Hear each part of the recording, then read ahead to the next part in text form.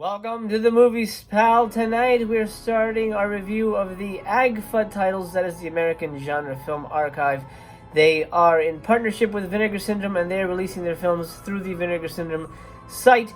Now I have started a Vinegar Syndrome collection as well as an Agfa collection. My Agfa collection is growing by leaps and bounds. They don't have a lot of releases, but I have most of them. And today we're going to be talking about the first one I watched, and that is SOULTANGLER, and it is an early favorite. That's a spoiler alert as to what I thought of the film. I think this one was fantastic. If Reanimator was shot on Long Island for the price of a used car, the SOULTANGLER would be the result. Insane genius Dr. Anton Lupesky has developed a drug that allows users to inhabit corpses and transform into rabid maniacs. Can reporter Kim Castle stop the carnage and save our species from annihilation? This epic of outsider filmmaking is a dream-like wasteland that's punctuated with severed heads, evil beasties, and hooded slashers. Filmed in basements and garages, director Pat Bishaw's earnest devotion to storytelling in the spirit of H.P. Lovecraft elevates the SOULTANGLER beyond kitsch and into heavenly territory.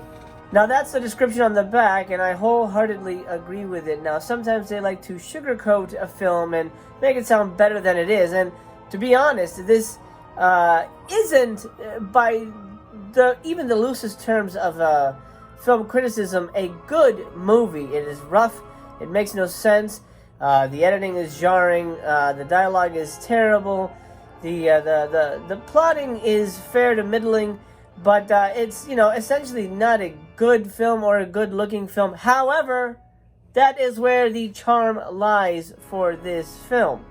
The film is essentially a Mad Doctor opus set in Long Island, so everybody's got the Long Island accent. I can't do it. I'm sorry. That was horrible. I don't even know what the hell that was. I apologize if anybody is from Long Island. That was a terrible accent. I do not mean to make fun of the accent, but it is very, very noticeable. I can't do it, so just take my word for it. You know it. You know the accent. And that's just part of the charm of this film, which was shot on 16mm and was cleaned up really nice for this DVD release. I mean, on this disc, there is a trailer, their original VHS trailer, and it looked rough as hell. So they cleaned it up really, really nice on here. Almost Blu-ray quality, I would say. It doesn't say on the back if it was 2K restored or anything like that, but it looks really clean for a 16mm film. Keep that in mind. Now, the charm of this movie is, if you can accept, not so much they say outsider art, but if you can accept low-budget filmmaking at its lowest, this is grassroots backyard filmmaking at its best, in my opinion.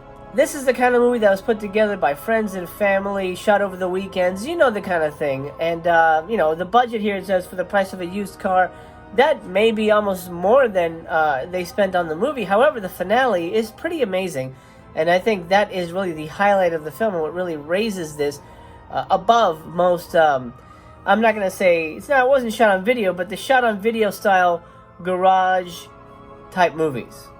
Essentially what you have here is a reporter trying to track down a mad scientist who has uncovered a way to switch his soul between bodies. Now they have to be dead bodies, which makes for a pretty gory finale and pretty spectacular finale. I would say the last 15 minutes of this movie are just exceptional. I mean, if you really think about a low-budget version of Reanimator, or even a low-budget version of sort of any kind of H.P. Lovecraft type of story, you'll get a good idea of what you get here. You get some really great corpse effects and monster effects, some really, fun, cheesy latex and plastic gore stuff. There's even a really creepy moment where there's like a sort of a half-decayed skull and the skin on its brow wrinkles, and that just creeped me out. I don't know how they did that. It almost looked too real.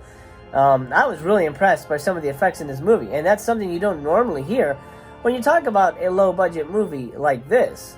If this is any indication as to what the rest of the Agfa titles are going to be like, then I am in for quite a treat.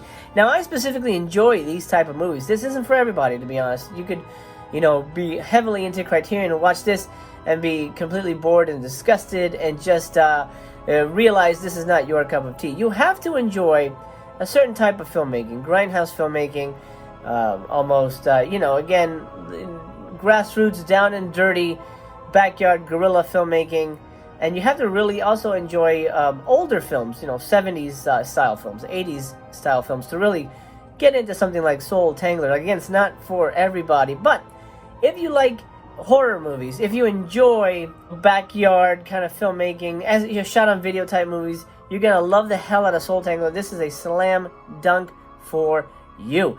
There's even some great sequences where people are hallucinating, and there's some really truly eerie images. There's like a ventriloquist dummy filled with meat.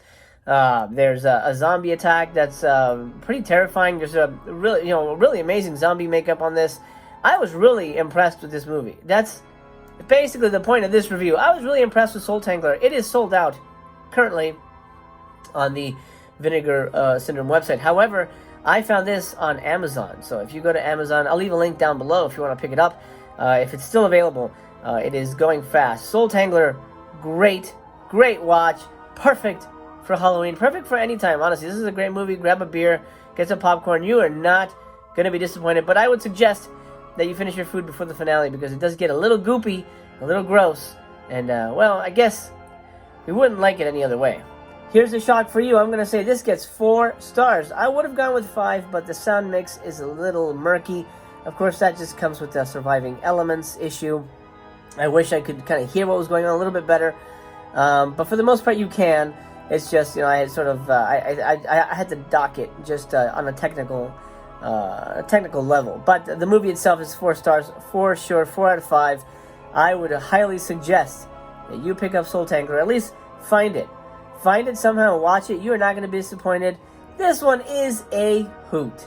Well, pal, that'll do it for me. This has been your friendly neighborhood Master Chaos. It's time to close the theater. I hope this video has found you happy, healthy, and well.